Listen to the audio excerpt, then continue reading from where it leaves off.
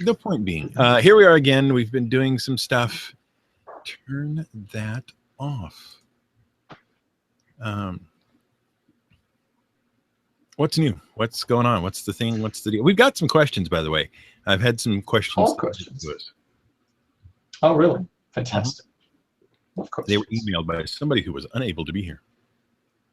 Well, that's a good thing. But what's up? What's going on with you? What's new? It's been a month. How's it been a month? I don't even know. I don't either. I've been busy doing things, places, people, everything. Otherwise, not too bad. I started playing Elder Scrolls Online for a weekend, and then I haven't had time to go back since. Yeah. So that's a thing. It's only the last day or two I've been able to do anything with it. I caught up with you because you decided to plow ahead for 4 levels. Well, I just had to, murder a few fools on the screen because I was having that kind of day, and then I haven't got back to it since. So I'm sitting at like 12, I think. Right. I haven't done any quests, just murdered some fools. Right. It takes a while to level up on that thing, I was noticing. I had forgotten that. Yeah, I think they've tweaked it somewhat just to get a bit more mileage out of the whole leveling system. But that's all right. That's all right. So anyway, if you hear things in the background, somebody is making baked goods. So you may hear mixing things, all of those kind of things. Making baked goods, and I was not invited to partake. Oh, well, we'll send you the baked goods. I'm sure they'll arrive intact. Right. No one's going to chat. It's terrible. Nobody likes chat. I've got a chat window. No one's in it. I'm literally by myself. I got nothing. Now I'm all backwards. This is getting better and better. How did I end up backwards? I like your banner though. That's very professional. Oh yeah, it's very backwards. Is very professional. Right. So Elder Scrolls Online, that's been a thing. What do you think so far? Long term, I think it's a thing I could keep going back to, and the whole free-to-play thing is certainly nice because then I can just go back to it whenever I want. I don't have to get paying to stick around and play once a month. But yeah, it's a big time sink. It is a very big time sink. Yeah. Like most MMOs, it's quite time sinking. Well, it's fine. It's just I need more time. If you compare it to the beta that we were in, is it better or worse or the same? Oh yeah, it's definitely improved. They've added many a thing that have made it better. And the funny thing is, I couldn't name half of the things they've improved. I just know that when I left the beta, I was like, nope. And now I'm like, okay, I can work with this. So I'm not sure entirely what's different, but it's something. The add-ons are a nice feature where you can download player-made add-ons to improve your gaming experience. Sure. They've been handy. Have enjoyed those. Because it's enough of a time sink already. I don't need even more time spent just wasted walking around trying to find where I want to go. I can just download a thing that tells me where I need to go. And that's nice. I like that. I enjoy that. So you've got to be time efficient with my gaming. There are certainly a number of quests that are improved by being able to do that. I seem to remember back in the beta, there was a lot of just random wandering around trying to figure out where a thing was supposed to happen at next. Yep. It was sort of like, go here and do a thing, or find this thing in this general circle vicinity, and you're like, right, that's going to take me a while. But yeah, no, a few add-ons, and that pain just curbed at the edges, which is nice. Okay. Which is certainly nice. That said, there was another little game that I purchased and downloaded that I have been enjoying at the moment, called RimWorld. Yeah, and look, it's a weird one, but I kind of like it. I don't think it's going to last though. It definitely doesn't have legs. I'm going to get over it very shortly, but at the moment it's quite amusing. And the reason I say that is that you build up a little village, so it's very Banished-like. So you build up your village and that's all fine. And then you have people who come and raid your village and you have to fight them off. That's also cool. Except if you wound them instead of killing them, you have the opportunity to make them prisoners. And while they're prisoners, you can obviously fix them up, and then you talk to them and you try and convince them to join the village so that you've got a larger population, or you can just sell them as slaves to the next slave trader that happens to walk by your village. So options, sure. The weird thing was, though, that there was this one individual that I captured and put in a cell who was just deeply unhappy about it. So deeply unhappy that he kept having psychotic breaks and breaking out, which forced me to shoot him again and then put him back into bed and heal him up. And he'd just then get upset again and go for a psychotic break. And I did this about 6 times, and then I just gave up and just let him go. So it was, yeah, it's a weird little game. A weird little game that I'm mildly enjoying. David Pickering did an hour-long video on RimWorld the other day. And I watched it, and he was having fun, and things were going on, and I thought about it quite strongly. And then I realized that I'm sitting here. I've got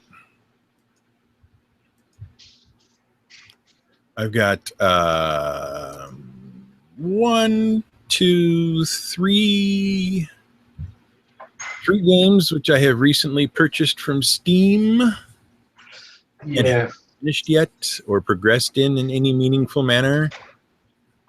Yes. And we're still looking at August 9th for No Man's Sky, and I can't really justify a long, complex game in the middle of that. I seem to fall into that trap as well. There are several games just sitting on my desktop that I've looked at, played, enjoyed, and gone, I could enjoy this, and then just dropped off the radar because I haven't had time to go back and actually do anything with them. So right now I'm looking on my desktop, just the most recent icons. I have RimWorld, of course. I have the Elder Scrolls.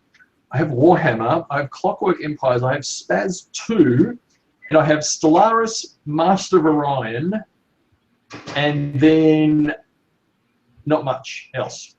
It goes further back than that. So, and I can tell you, I've spent a little bit of time in all of those games, and yet I have barely scratched the surface in any of them. So that's the thing. Yeah, that's the thing. That is a thing. I can tell you that I've enjoyed them all so far, but I haven't played them long enough to tell you if they're actually worth spending money on, so that you could go and get them yourself. Because I haven't played them long enough to get bored of them. And some of them I'm pretty sure I'm going to get bored of, but I just haven't had the time to get bored of them. Yeah. Yeah. Which is fair enough. Yeah. Nothing wrong with that.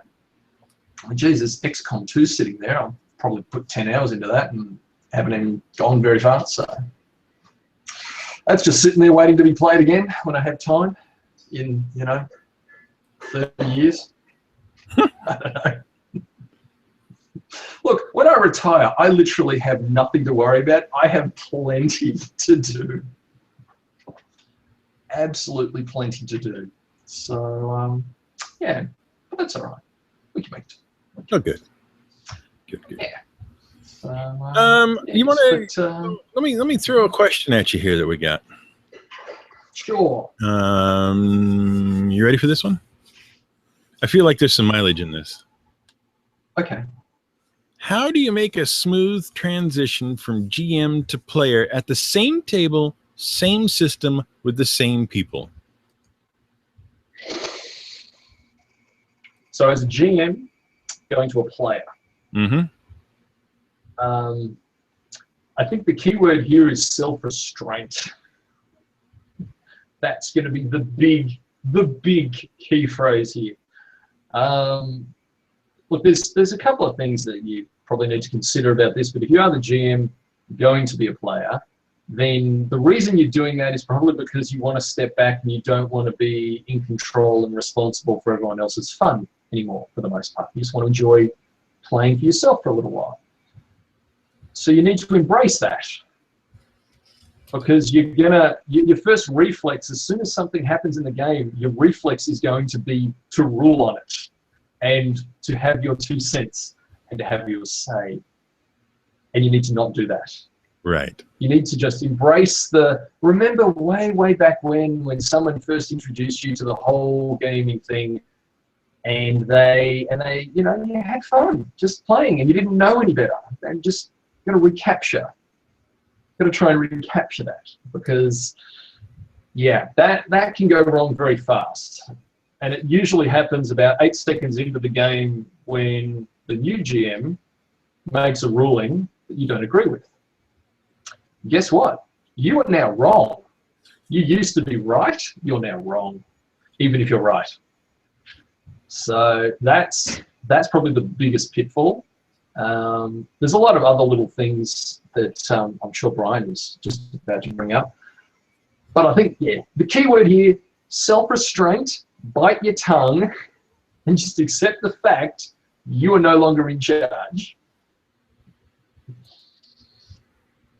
There. Wow. Look at that. That's live interactive video, that's just right. Something. That's what it is. I'm shocked. Right. There's a thing. I'm shocked. Yeah. And now that thing is done. I'm sure there's a program that you could use to put a little graphic up on the screen, but that's just common. You know what? I'm tired of monkeying with this. I've tried to do 6 or 7 different things while you were talking. Anyway, okay, so back to the GM player, same table, same game, same people. I think first thing you have to do is swallow your pride. These people, you're not their GM. Once you give up the screen to somebody else, you just have to realize that's not you anymore. You're going to have to go sit quietly by yourself doing a thing. Yeah. The reason that is because that table is not going to run the way that you prefer anymore. At least not for the length of time that you're not the GM. And everybody has a different style, and you are going to lead by example by adapting appropriately. This is very wishful thinking that we're talking here right now. No, I'm confident that's the way it works. I'm quite confident that's the way it works. If you can't swallow it and just sit there and be a player, then don't ever be a player. And there are GMs that can't, and that's fine. But it's true. But don't become the guy who becomes the problem at the table. Yeah, don't be that guy. And look, we're not saying, because look, if you've been the GM, especially if you've been the GM for a long time, and one of your players is the one stepping up to replace you, then the odds are they're probably going to GM in a similar style to the way you were doing it, because that's probably how they've gamed for a very long time. But you've got to let them do their own thing, but at the same time, if they ask you for help, don't assume that's an open invitation to basically control everything. You know, if they're asking for your assistance, just give them assistance on what they're asking for and then step back again. Because a big trap is that, oh, I'm not going to say anything until I'm asked, and then as soon as someone gets asked, well, it's just on. That's floodgates are opened, and I'm now basically running the game again, but puppeting a dude to do it for me. It's like, that's not what should happen. Not should happen. You should, yeah, just help when you're asked, do what's requested, and then step back and don't say anything else. I think the real trick as a GM going to a player, you need to have a strategy for distracting yourself to what's actually happening in the game. Because if you're used to controlling everything and all of a sudden you're not in control and decisions are being made that you're not agreeing with, instead of getting angry with them or simply swallowing your disgust about the choices that someone else is making, you need to shift your focus to something else, i.e. your character. Why don't you put all that energy and all that thought and focus and all these great ideas that you've had over the years of, oh, geez, why have I never had a player make this kind of character? Why don't you just funnel all of that extra energy into making your character the most spectacular character possible, instead of worrying about calls and decisions the GM's making, especially for other players? You need to be thinking about how you can turn your character into the life of the party. Mm-hmm. Just, you know, you got to distract your own mind from what it's used to focusing on, and just you got to focus on something else. Because asking someone whose mind has been going a million miles per hour to suddenly just stop is impossible. And it's really easy to see that any human that tries this will fail. And the classic case is people who have a very high energy, high stress working life. They retire cold turkey. They can't switch off. And their mind will latch on to any little thing, and all of a sudden they'll be all over that. And it's because you can't, when your mind's been going this fast, you can't just stop. You need to just wind down slowly. And that wind down literally takes years. So if you're a GM, don't expect your mind to switch off just because you've decided to be a player. It won't. You know, if you're really having trouble stepping back, then get a notepad, get a pen, and be writing ideas down for your next game while the game's in progress. Because if your mind's going that fast, you've got enough attention to spare for the GM, the other players, and the extra thoughts running through your head that you just have nothing to do with. So you need strategies to focus all of your mental energy so that it's not spilling over into, well, I don't agree with that ruling on the fact that you allowed him to get that critical when really he didn't quite roll it. It's like, yeah, but for the story, yeah, I don't really, just don't have that conversation ever. It's not worth it. Just let the GM do his thing, because odds are if you let him do his thing, he'll hone his craft, and long term you'll be better off. You'll have a much better gaming experience. Yeah, just you need strategies, and it's going to be unique for every individual, but basically you need to redirect your mental energy away from the rules in particular. Stay the hell away from rules. Focus more on character and story and enjoying yourself. I think that's certainly a key thing to focus on if you're trying to make that transition. And look, it can be a lot of fun, because as a GM, players do all sorts of really nasty things to screw you up. So, you know what, just revel in the fact that you're going to have a few opportunities to get one back on the current GM. Just bide your time and be patient and enjoy them when those little fun things come up. When the GM thinks that he's got you over a barrel, and you just pull out a, well, what if I do this? The GM's like, shit, that actually works. Damn. And away you go. So yeah, no, you've got to have strategies. Got to have strategies, and then you'll be okay. Huh? Yeah, I think it'll work. I'm learning a thing while you're talking. I noticed, because I can tell when you're paying attention to me and when you're paying attention to something else, because you're there like this. Yep. No, I'm hearing you, but I'm also reading a thing. See, Brian is currently multitasking. That's right. This is how it works. See, as a GM moving to a player, you should do what Brian's doing. Is he has an ear for what I'm saying, which is what the GM would be saying. Mm-hmm. But he's focused on something else, so that he's not trying to interrupt me during my long monologue. Even though he probably should interrupt me during my long monologue. I just have to find the button I want.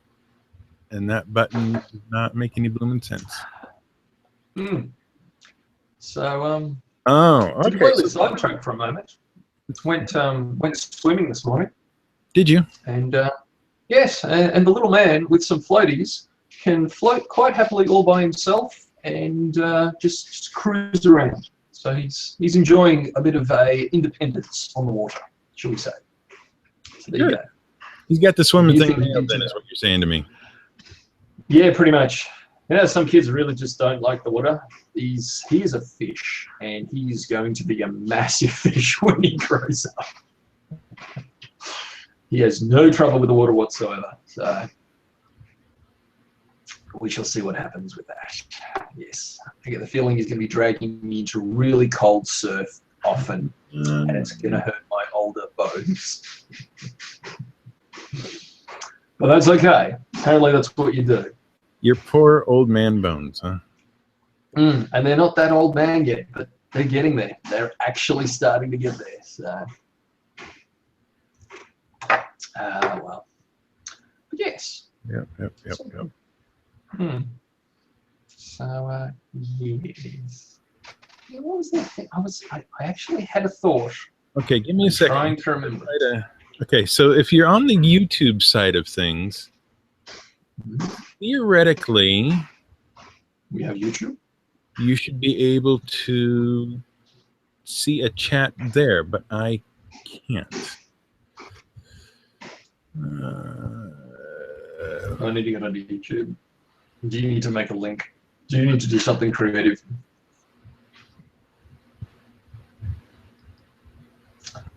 I realize it's a horrible time to be figuring this out, but I got no way to test this any earlier. It's true, because we'd like to hear from people who are currently listening, and right now we can't, and it's not particularly interactive if we can't see what you're saying. It's not very interactive at all, frankly. The whole point of this is to be interactive, because otherwise, well, we just do this on our own time and we wouldn't involve anyone else. We didn't need the thing to do. So, well, this is ridiculous. All right, well, we won't make this mistake again. None of this is helped by the fact that every piece of info is like years out of date from Google. Fantastic. So there you go. There's a thing. Have you actually got a link to the YouTube page you're looking at, just so that I can? I don't. Maybe. Why don't you send that to me in like Skype or something? I don't know. Unless you manage to find the actual YouTube link. I know this is fascinating for everybody who's watching all this, and you're all walking around going, "Oh, this is the dumbest thing I've ever seen anywhere, ever." Don't worry, we'll fix all of this in the post editing. It'll be fine. Don't worry. No, we won't. There's no post editing. There's nothing. There's just wait a minute. Did that take you anywhere? Did it? It took me to your page. Yeah, it took me to show the place to be. On live now, and then I can look at me looking at you, talking to me, talking to you, looking at me, looking at you, talking to me, talking to you, looking at me, looking at you, looking at me, looking at you. Yeah, see, it's delayed massively. Oh yeah, here it is. So people can comment on that YouTube. Oh, is there a commenting? There is a commenting thing. It's kind of like a running chat, but it won't disappear later. It's permanently there. Right, but you see it, right? So, it's a live thing, because I can't see it. I see the comment section. I don't want to create a channel. What are you, nuts? And I think as long as you are logged into Google, right? Yes. Okay, whatever. I'll pretend that works. If you want to chat with us, Sammy's going to watch the chat over on YouTube. So YouTube, I guess, is the place to go. Don't ask me why I can't get chat up for anybody, but Sammy and I. And what the Q&A is different? Why that? Although you might need to create your own channel to comment. Is that a thing? What? I don't know. Don't worry about it. Don't even. I'm tired of it now. I'm done. I don't know. I'm done. That's weird. Well, it did say 6 people are watching, so that's a thing. Well, I'm just gonna reload. I'm gonna reload that every now and then that might help to the thing. I don't know. That's fine. Okay. Whatever. That's the thing. Stupid. Oh look, there's some other things on YouTube as well. Oh, look at that. Huh. I don't know. I don't know. I pretend it so doesn't. exciting to watch for everyone. I know. It's just. I pretend it doesn't. That's because it doesn't work. So there you go. There it is, not working. Whoa, see if we come back to this ever again. All right, so you want some more questions? I got some more questions. I assume you answered that one. Shoot me some more questions, mate. Shoot me some more Okay. questions. More questions. Do you need to like invite people into the group? Is that the loose thing? Do you need to like send invites to anyone who actually wants to watch this so they can see the group chat? No, they shouldn't be able to just jump in, you know, and view and whatnot. But I'm tired of. I'm done. I'm done. It is what it is. If you want me to have a question, either you put it in the YouTubes or email just send him an email. That's right. Just send him an email. I know that's incredibly convenient and very impressive to do. Yeah, that isn't my thing. Just throw my hands up in the air and say, okay, that's enough of that crap. You know what we could do? Everyone could just pull up the Blab page and we could just use the chat in the Blab page. No, just stop yourself. Stop yourself. It's a brilliant plan. Okay. We could have a snap poll on comments. That's the thing, right? Shut up. So this question has nothing. Well, I mean, it's tangentially related to gaming, I suppose. Sure. We got a variety of things here. Why am I widescreen? It says, do you think Hollywood is capable of creating a movie based in the Star Wars galaxy that either of you would be satisfied with?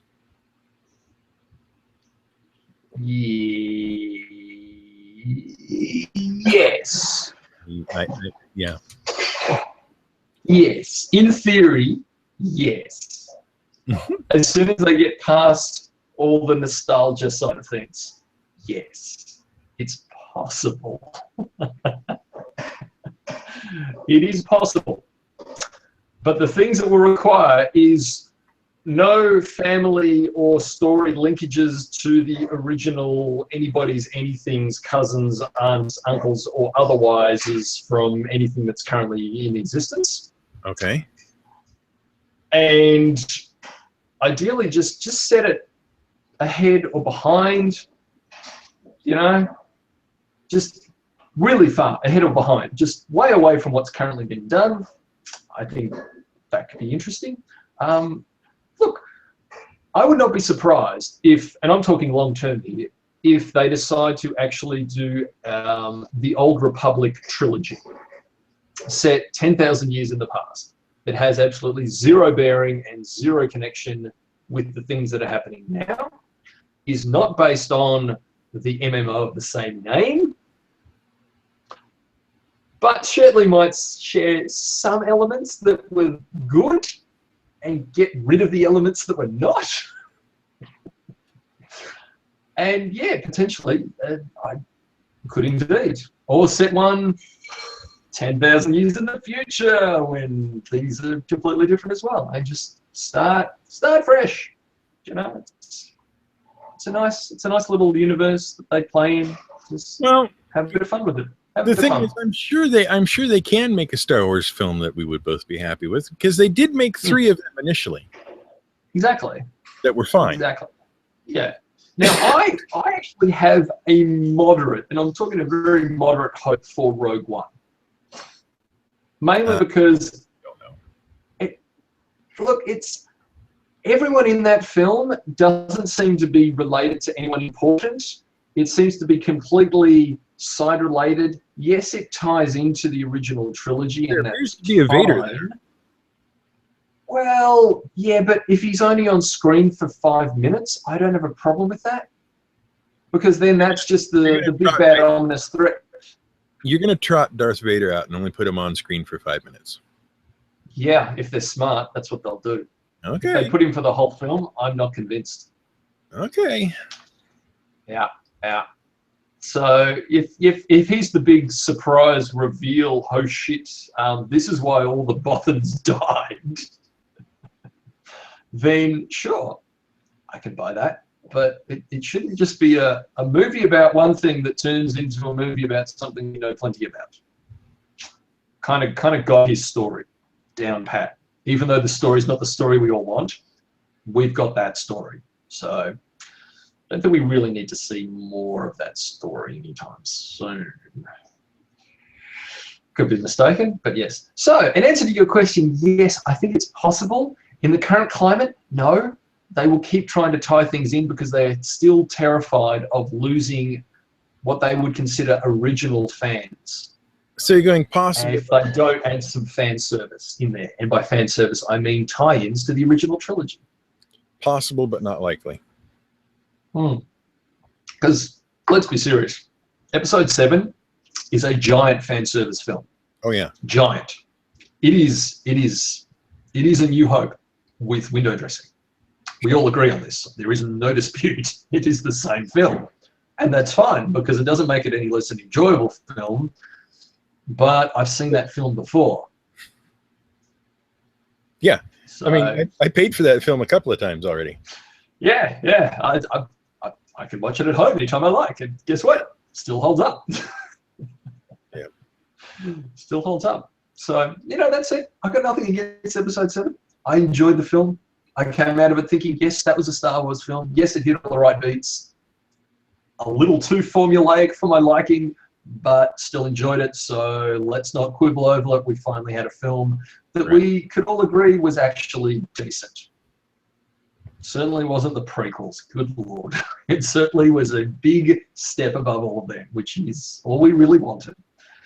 But that said, 8 should hopefully be less of what 7 was and more of its own thing. And with any luck, 9 will be its own unique beast. And we'll all be going, oh my God, 9 is the best thing since the spring. So one can only hope. It just depends how daring they get with the films. I don't know. Honestly, I think the spin-offs are going to be far more interesting than the new trilogy. Well, and see, that might be the case, but I don't know, because I don't know that I want the film about Han Solo. I don't know if we're not about Han Solo, but yeah. I don't know that that's where I want to go with that. I don't know, but whatever. People will watch them. I don't care. Well, like with all things, it comes down to the script. You have a good writer, and you have a good director, and more importantly, you have a good producer, and you can turn a complete pile of crap into something watchable. So yeah, but it's going to be script, it's going to be director, and it's going to be producer. You get those 3 right, and everything else will just fall into place. So I don't know. It's such a mixed bag. We don't know what's gonna happen. Yeah, I don't. I'm on the criticism side of the fence at the moment, but you know what? I'm happy to be disappointed, because if I raise my hopes, I'm going to be disappointed, and I don't want that. So I'm just going to go in going, this will probably just be the run-of-the-mill, your classic formulaic Avengers-style film that all the common beats, and it's going to be a fun romp, and then you're going to get over it and leave the cinema and go, yeah, that was fun, and then you move on. It's not going to be the thing that sticks with you from your childhood kind of stuff. Yeah, but I want that. Yeah, I know. I agree. I would absolutely like. I want to feel like I've had an experience like like the first time I saw Star Wars was like a transformative experience. Absolutely. Yeah. It's like the first time you watch Empire and you're like, wow, that was a thing. Not going to forget that anytime soon. I don't. I mean, they're perfectly capable of making good Star Wars films, but I don't know that they're actually going to. Yeah. They won't make bad ones. They won't do like 1, 2, and 3. They won't. Oh no! Look, they're going to do. Yeah, look, I think it's going to fall into the Marvel Avengers trap of they'll find a style of film that makes a lot of money, that people will go and see, and the majority of people will not hate. They're not going to just scream this is the best film ever, but they're also, more importantly, not going to hate on it in mass. So and then they're just going to repeat and just do the same formula, bang, bang, bang, bang, bang. Same as what Marvel's doing with all of the, all the Avengers films, all the Marvel films, all of that stuff. all of those films are extremely formulaic. If you actually break them down into the common tropes and the common character types and all of that, they're very similar. You could literally interchange most things in those films and they all still work. And I feel like that's where Star Wars is going to go. It's not a bad thing, but it's also not particularly exciting either. For them to really impress, they'd actually have to take a massive chance, and then it would literally be a coin flip between the film being actually amazing or it being complete dog crap. Yeah. But that's the chance you take. If you want an amazing Star Wars film, you have to be prepared that you might actually get a complete turd instead of an amazing Star Wars film. You know, here's the thing. It just clicked in my head. It feels like what we got with The Force Awakens was not a sequel, but a reboot. In a way, yes. In the same sort of vein that the Star Trek films were the new Star Trek films are a reboot. Only we weren't told it was going to be a reboot. Correct. You know, it's because it's episode 7, so it is in theory a sequel, but it is very reboot vibe. It's like we've literally taken almost everything you know, and we've just tweaked it a tiny little bit. You know, changed the gender here or there, and just done the same thing again. Yeah. I just look, like Star Trek that worked. Yeah. Well, yeah, depending on who you talk to, it worked. I mean, I personally didn't have a problem with the new Star Treks. Those were fine. I'm fine with universe Star Trek. You know? It's not a perfect film. None of them are. The one coming up's not going to be, but it's still going to be an enjoyable film to watch, most likely. Yeah. But I just feel like we got kind of snookered with the Star Wars thing where we all went in kind of expecting a new film, a sequel in the same continuity and all that kind of stuff, which I guess it kind of is, but it really is just more of a reboot all the way around. Yes. But at the same time, I think they felt compelled to do that because they wanted to get everyone who'd been completely disenfranchised with the new prequels and say, look, we're doing what you like again.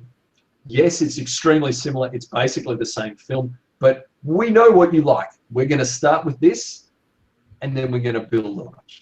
Yeah. Which is why I have a bit more hope for 8 and 9. Yeah, there's no doubt about it. JJ had to come in and say, look, I can do Star Wars. Yes. This is my proof, and it won't be like the 1, 2, and 3. Okay, I really can do this, guys.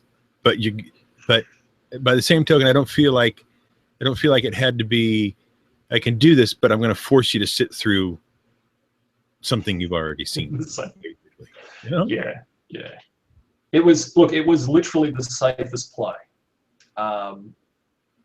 and you can't really fault him for it because he was working up against a massive wall of skepticism and people just going, you're going to have to pull something out of the hat. And he's like, well, you know what? You all liked A New Hope. If I just give you that with a new little polish on it, the same as I did with Star Trek, then you're probably going to like it. And once you're on board with that, then we can go places. So and the funny thing is, once 8 and 9 come out and people start talking about, list your best favorite Star Wars film from top to bottom, then, Empire is probably going to be up 1 or 2 like usual.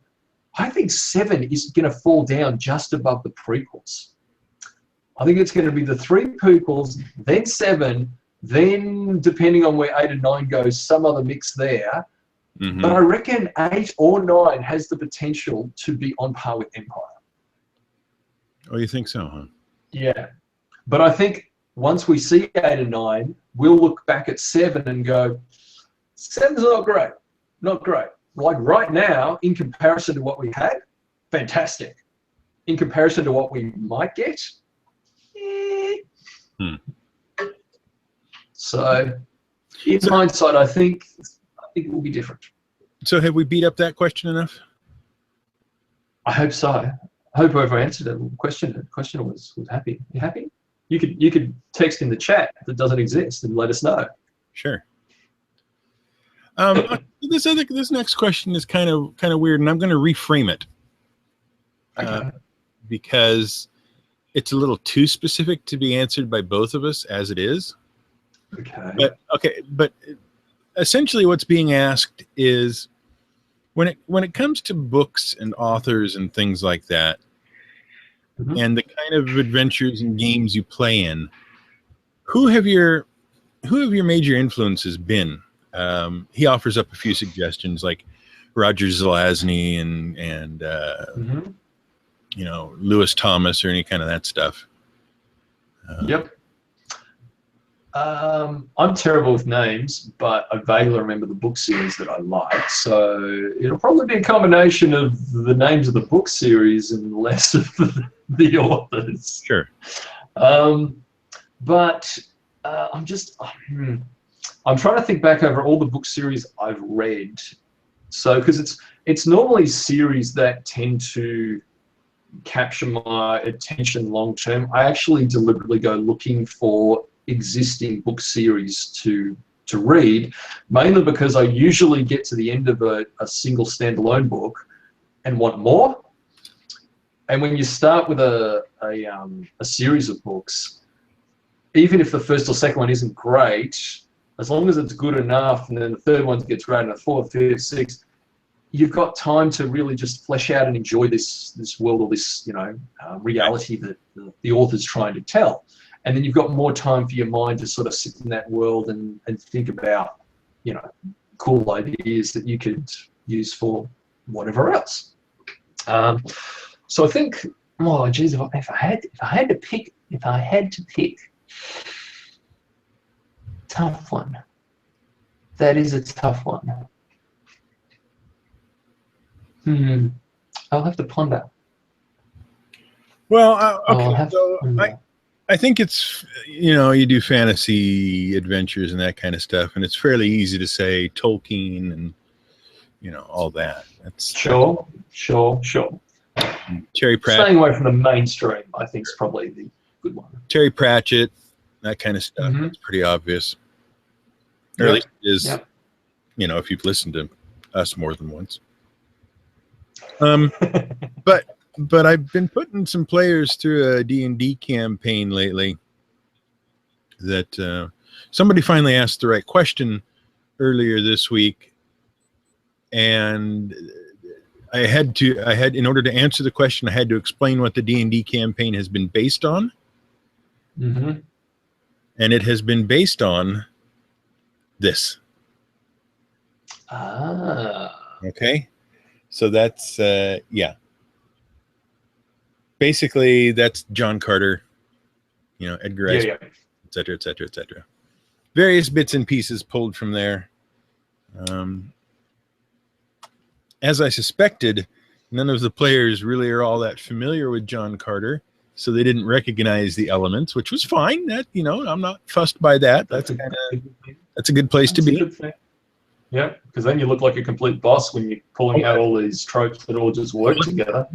I'm just absolutely a genius when it comes to all this stuff. But that's been an influence of late, and it's not like I'm copying it. I'm just using its sort of the tropes and the general setting to kind of create the world. Yeah, you're just hitting the big notes. Yeah. Right.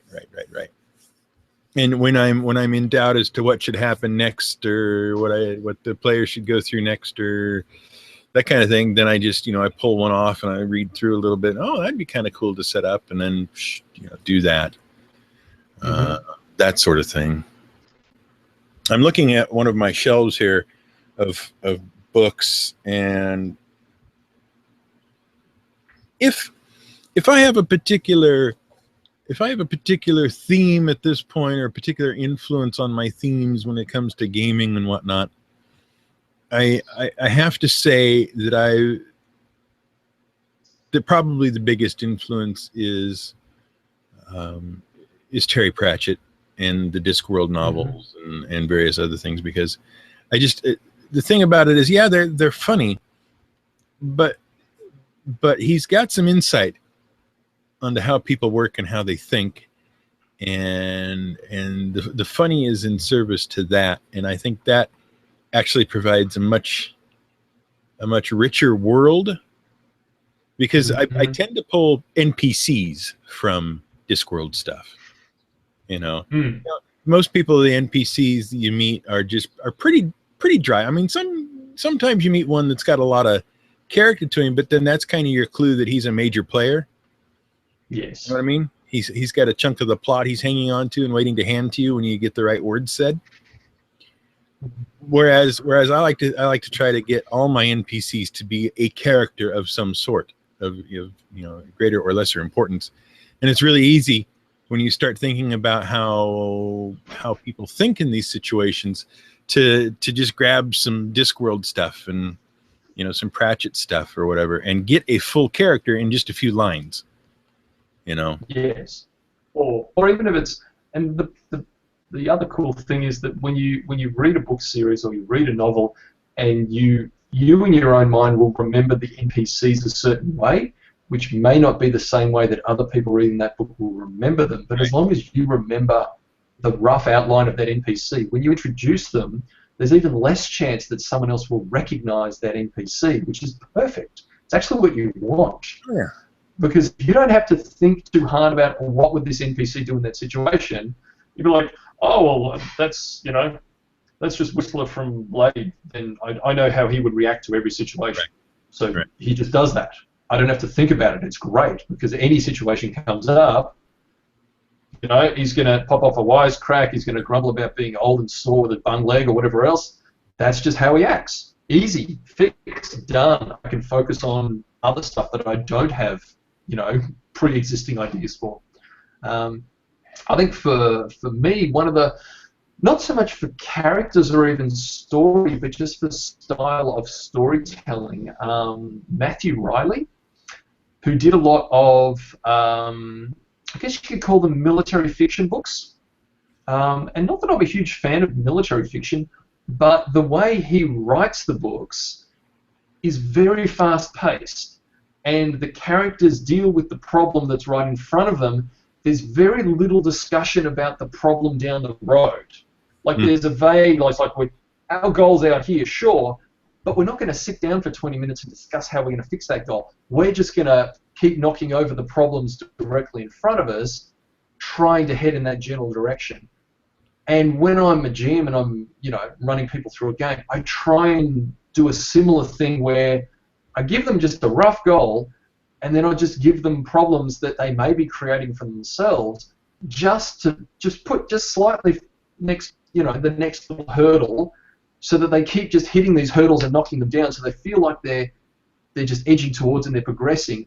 But it gives it this nice little fast pace, because you never really have a true respite, because there's always the next problem to deal with.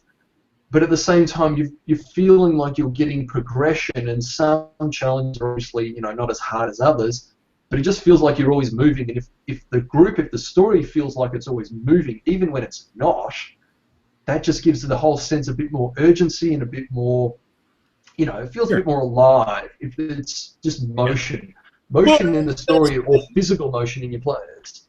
That's the thing, is theoretically it's not a static world. No, it's not. You're not entering a painting, doing a thing in the painting, and leaving the painting. You're having things have effects in other places, and getting characters you understand in your own head is part of making that happen, because you'll know how the baker is going to react and the farmer is going to react, and all that kind of stuff, just to things that happen. And so you want to pull that inspiration for those reactions from anywhere you can, And I have to say, I may have mentioned this last time or the time before, but I'm going to mention it again just in case I didn't. I finally picked up the rest of that series that, the Outsourcingrs Apprentice and all that. Well, this is the first one. Okay, it's called Donut. And the second one is When It's a Jar. Now, if you have the right sort of mind, you already know what the joke is there, and you know what the plot is, but it's still really good. These have kind of been my my Pratchett replacements. Cool. They are humorous, interesting, and serious at the same time. There's some serious stuff being discussed, but I like them. They've been quite good. I've got the last in the series too, which I'm still reading, which is The Good, the Bad, and the Smug. So that's been a lot of fun. I recommend Tom Holt if you can get a hold of him. He does some other stuff too. He's worth looking up on the Wikipedias to see what else he's written, because it's not all this kind of stuff. It's not all the kind of the sci-fi fantasy comedy kind of thing, although a lot of it does tend to be rather comedic in nature. Nothing wrong with that. So that's been good. Can I talk to you about Netflix for a few minutes? Can I do that? If you'd like to segue dramatically, be my guest. Do you subscribe to Netflix streaming, sir? I do not. Okay, that's probably. I could, but I do not. Okay, it's probably just as well. Here's my thing. I just subscribed to Netflix a couple, 3 or 4 years ago, right? Mm-hmm. And there were these lists that you would go through, and they would offer up suggestions to you, and you would rate suggestions or not rate suggestions depending on whether you wanted to see it or not, or you had already seen it. And then based on those, it would give you some more, and you would go through, and there were hundreds and hundreds and hundreds and hundreds of choices to watch. Yes. Okay, and you could start on one end and just end up somewhere totally weird by the end of it, or whatever, and just follow this chain of movies around, and you could almost always find something that you were really interested in watching or whatever. Makes sense. Yeah. Now, I have been essentially incapacitated for the last 2 months. Mm-hmm. And part of my entertainment is that, as I have been trying to get better, has been watching Netflix streaming. Yes. I would say now, compared to when I first had Netflix streaming, they have cut their selection by 3/4 at least. Wow. I have literally in 2 months, and I don't watch it every day. Okay, so don't get that out of your head. All right, but in 2 months, I watched virtually everything I wanted to see that is currently on Netflix. Mm. And it's just, I'm out. That's not great. Not great. Yeah. Yeah, look, I don't subscribe to Netflix, but I do have access to another pay TV one indirectly because I can look at it on the internet because my parents have a full subscription. Sure. And not to say that that's a complete sort of viewing thing, but they've got sort of on-demand type, always available type stuff. Right. And the way they do it is that they have a rolling list. So basically, they'll have the current, 30 sci-fis of the month, but some of them will be dropping off next week, and some of them might still be there in 2 months' time. And then they sort of, they drop off 1 week, and then they put on a few new ones, and it just sort of rolls through. The problem is that once you've seen all the ones out of the current block that you're interested in watching, you really have to wait a long time for that entire block to disappear and be repopulated by a new block. Yeah. Like a new line might pop up every other week, but the problem is the odds are of you wanting to watch something in that 1 week line is low, and you've got to wait multiple weeks for it to get one more thing that you want to watch. So once you've watched everything that's in those current small blocks, and I call them small blocks because they are, instead of them having everything that they used to, literally have on their books available, they seem to not do that anymore. They seem to just say, all right, we're just going to put this small tasting plate, and then we're just going to roll it over, so that every 3 or 4 years we'll cycle through our entire list. And I don't know if that's financially works out better for them because the physical things aren't there and they don't have to pay royalties on something that's not currently available, or what the hell it is. But it's really annoying when you're paying for a pay service, you know for a fact they have the rights to show certain shows that are quite old. They could have them there, maybe 20 people in the world actually watch them, so the bandwidth requirement is almost non-existent, and yet they just decide to take them off, which doesn't having them there and not actually being accessed really doesn't cost them anything. I mean, it's sitting on a server somewhere anyway, so it's just. I appreciate your sentiment that it is very annoying. Yeah, I mean, it's just when it's like that. The whole selection is just shrunk. Yeah, and there is a whole lot of crappy B movies. I mean, some of them are even C, D, and E movies. They're so bad. It's and that is filling up the quality stuff. Yeah. Isn't there? It just is not there. Triple, big box office blockbusters aren't really there. The big hits just aren't happening. It's all mediocre stuff, Mm-hmm. And it's just disappointing. It's really the only way you can describe it. Yeah. It's just really, really disappointing because you wanna just sit down and sometimes watch just a really old film that you might have only watched from your childhood that was perhaps a little old for you at the time. You just want to revisit it. That stuff just isn't there. Yeah. You reminded me of something. Speaking of B grade, I did watch one film that looked sci-fi, so that's fine. But look, it's B grade in the sense that B grade is a dirty word, like a really dirty word. Right. I'm just gonna. This film stars, quote unquote, Alec Baldwin and Danny Glover. So immediately you're going, oh, well, it shouldn't be too terrible. In it for 2 minutes, aren't they? They're in it for 2 minutes. Like 30 seconds here, half an hour later, another 30, another 30. Yeah. Wow. And their performances, oh boy. Somebody was doing a favor for somebody else. Yeah.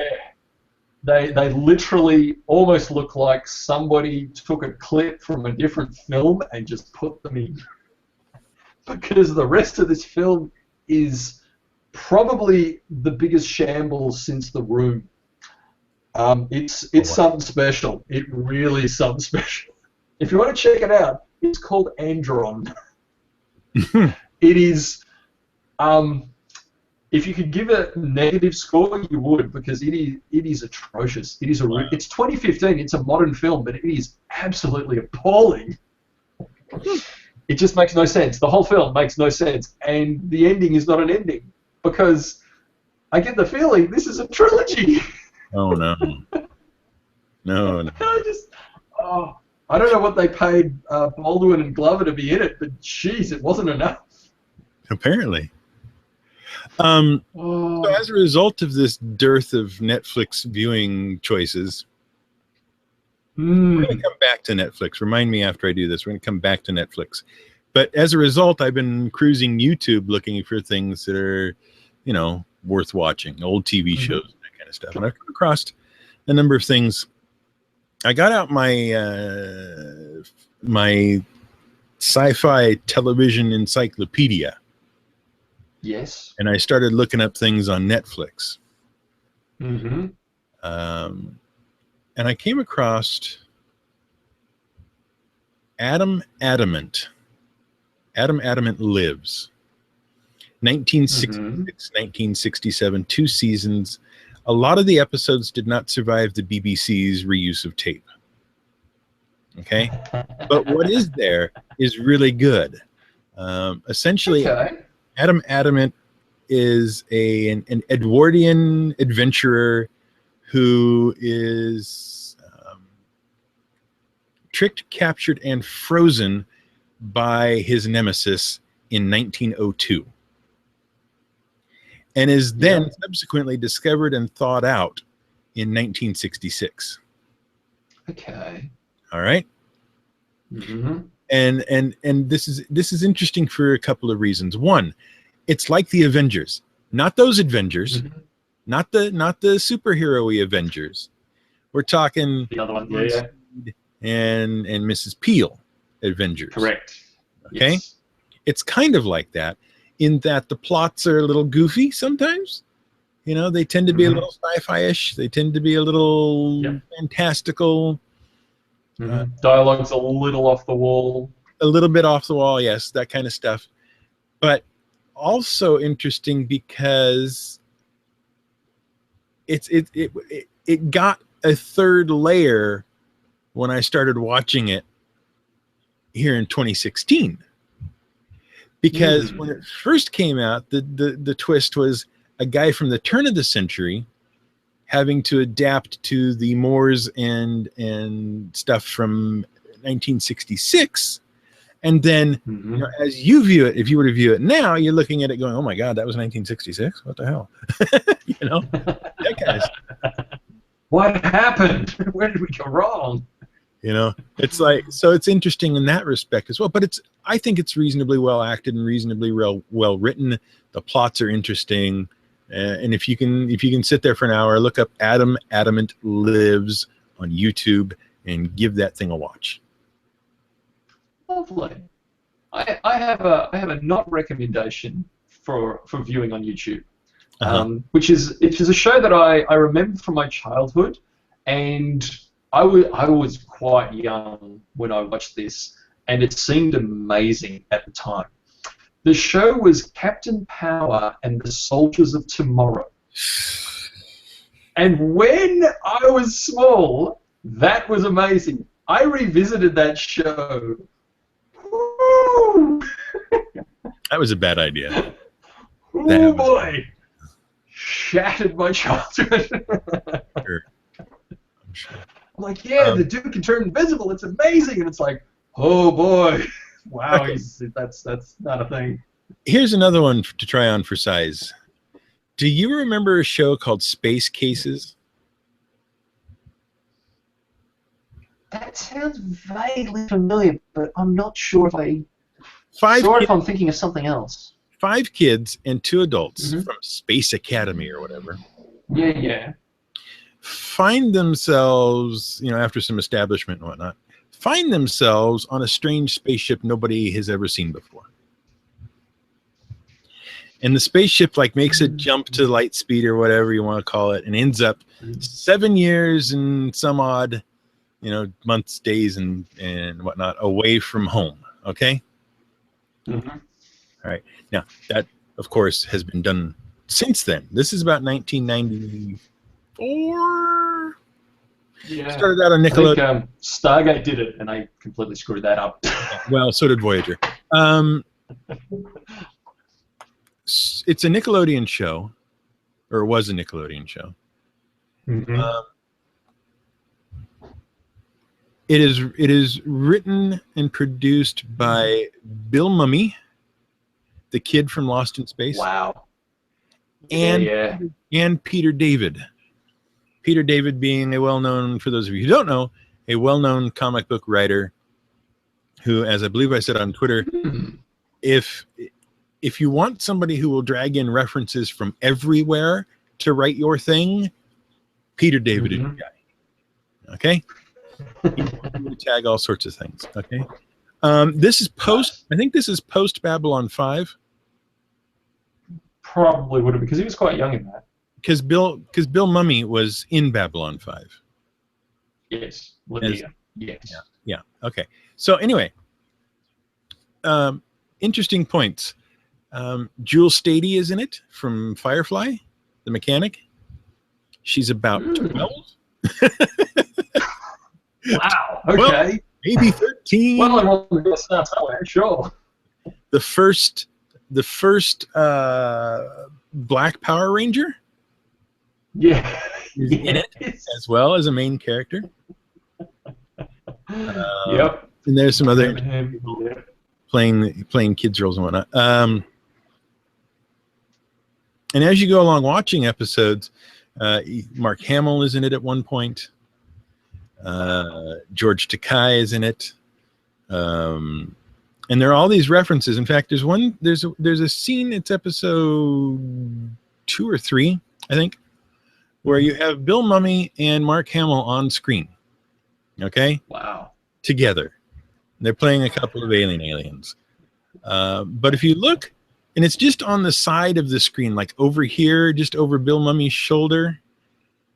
Yeah. If you look right there, as he's talking and delivering lines, it will suddenly dawn on you that the piece of equipment that you're looking at is actually the robot from Lost in Space. Okay. Episode 2. They open the episode with these kids in their spaceship. They're doing an EVA, extravehicular, whatever it is. And they're hauling in something from space. They found an object in space. They're bringing it aboard the ship. That object turns out to be a teddy bear. In fact, it turns out to be the exact same teddy bear that was given to J. Michael Straczynski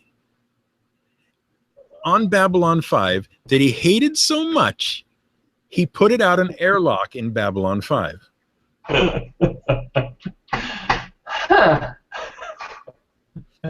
And the line is, who would throw away a wonderful teddy bear like this? Good question. It's a really good question. You know? So there's that. And this stuff is happening all the time, all over the place.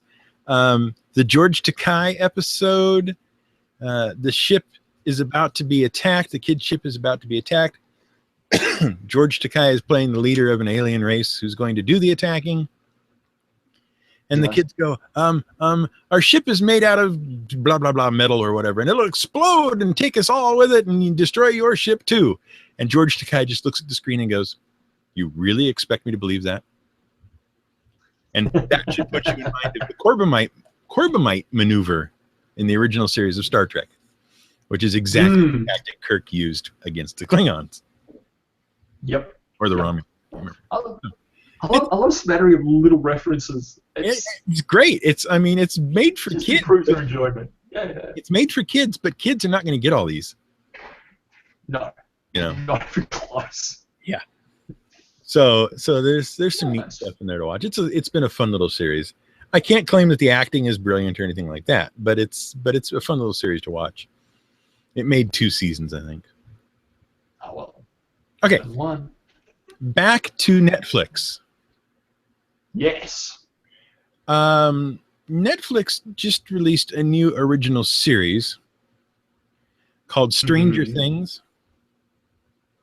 Okay. I saw it. Paid any attention to Twitter or possibly Facebook? Yeah, haven't watched it yet, but yeah. I saw that was the thing. So it opens with these kids. It's like 1984, and it opens with these kids playing D&D in 1984 or whatever. Okay. And then persists in making a bunch of 1984 references and things, to the 80s and all that kind of stuff. As it tells this creepy story, a kid gets abducted, strange government experiments, blah, blah, blah, blah, blah. Sure. And I watched 3 episodes, and then I put it away and said, it doesn't really do anything for me. Fair enough. And part of the problem I have with it is that I can find no good reason for it to be set in 1984 and pull out all these nostalgic references other than for the sake of pulling out all these nostalgic references. Yeah, because the target audience is us. Yeah. I can't come up with no reasonable reason for this to be in 1984. Other than just to go, oh, yeah, gotcha. Oh, gotcha. And it's funny because there are so many things trying to pull on nostalgia on literally just our sort of generation, and the reason for that is that we've sort of got into a position where we still remember it all quite well because it's not that far away. And we seem to have amassed some level of wealth that we have disposable income that we're willing to spend on things that we previously were too young to spend money on.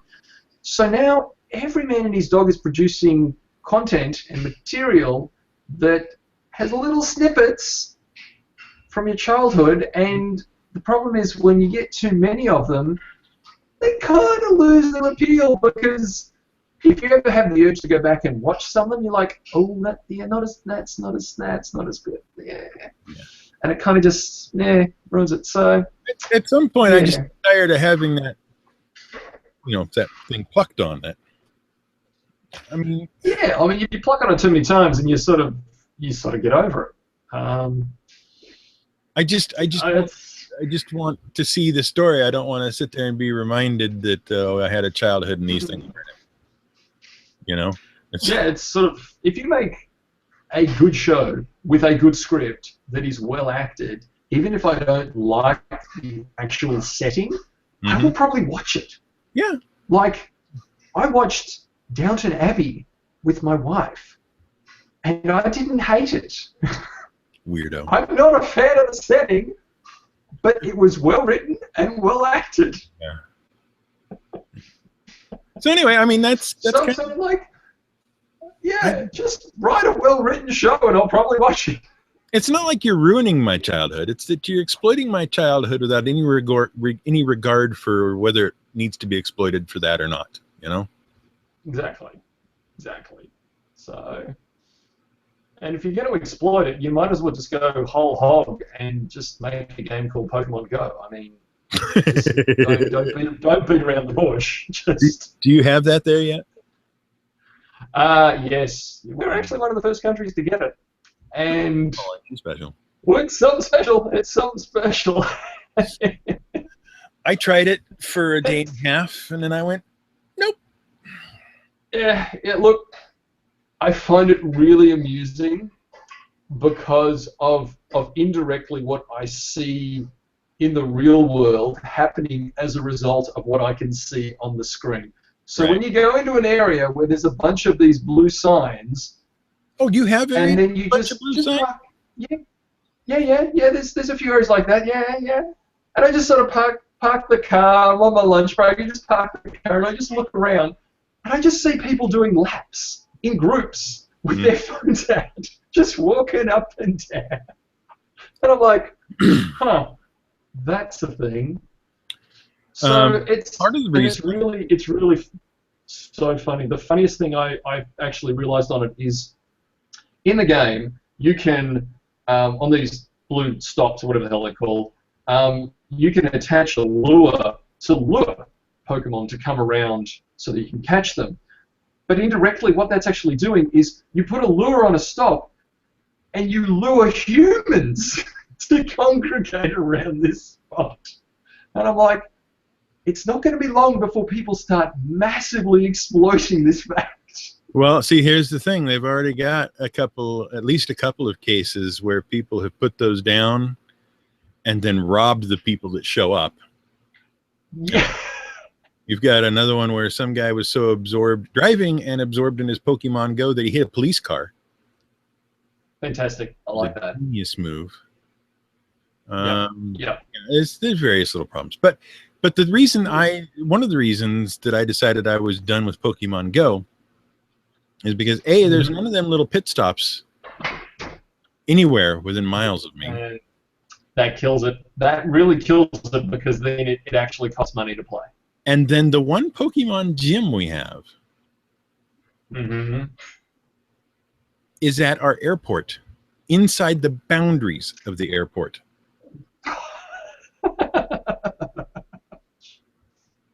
And I went, this is ridiculous. Yeah, not a thing. Not a thing. Yeah, no. Look, it's a lot easier for me to actually do anything with it because I'm on the road a lot, which means for me to park the car for 5 minutes as I see a bunch of blue signs, sure, on my way. But yeah, around my local area, about the same. Like one stop and one gym. If that within a really long walk. Yep. So yeah, your mileage may vary with your enjoyment of this game based on where you actually live. Yeah.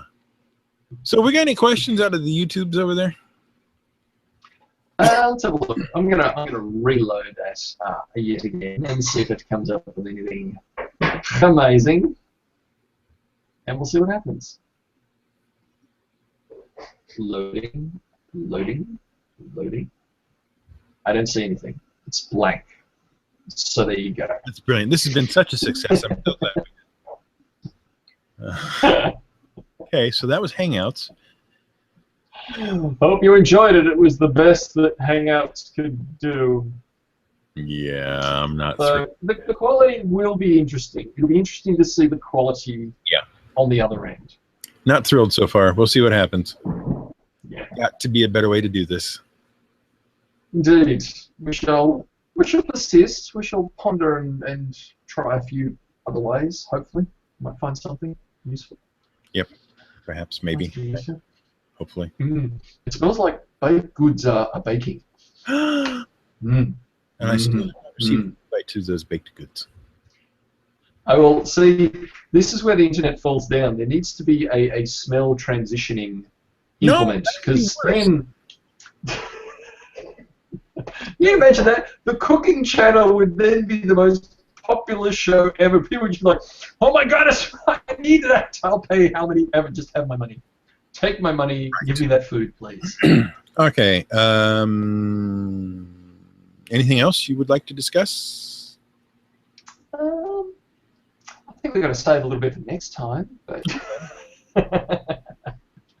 yeah, look, I think the resolution between now and next month is I'd really love to enjoy a little bit of time actually playing a few games.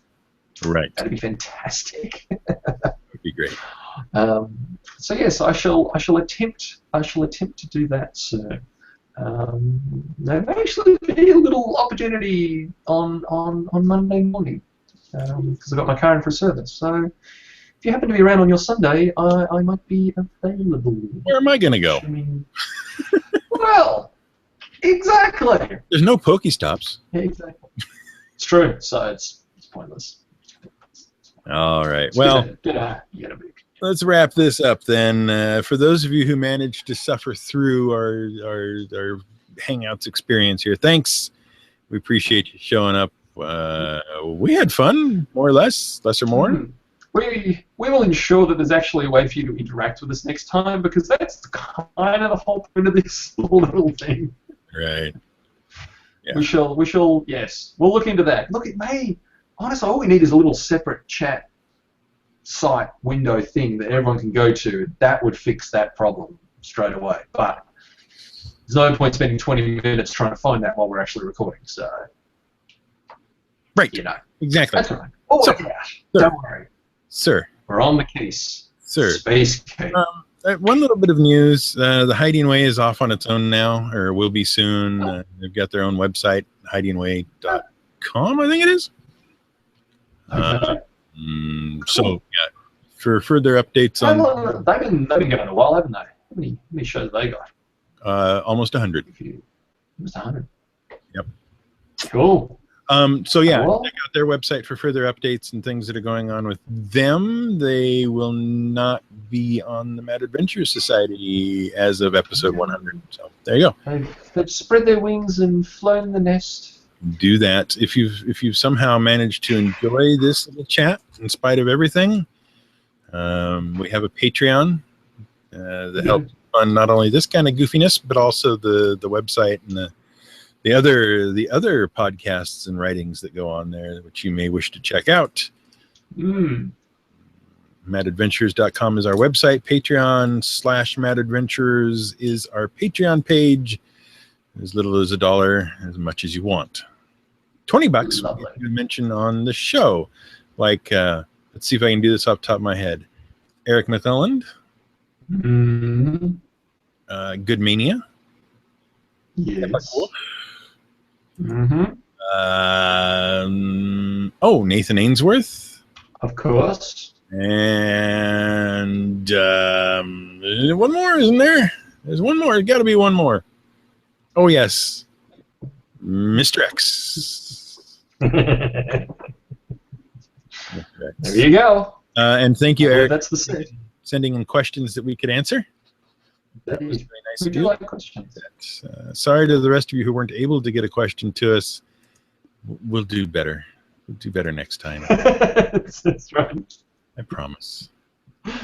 On the scale of our best show to our worst show, What do I know? we can do better. We can do better. What do I know? All right, ladies and gentlemen, thank you very much for viewing this show. If you're watching it later, hey, those URLs still work. you won't have made it this far. I'm sorry. Anyway, we'll do this again next month. We'll have all kinds of things to talk about. No Man's Sky will be out by then. I hope. And I will talk. You know what we should do? We should do a No Man's Sky Let's Play. Oh. Where we try and find each other in the game. That'd be hilarious because it'll never happen. That will be hilarious. I see a planet. What color is it? Blue. Shit. All my planets are purple. Anyhow. Yes, thank you very much, ladies and gentlemen, for joining us. We will talk to you next month. Sammy, we'll talk to you later. Certainly will. Bye, guys. Take it easy. Something.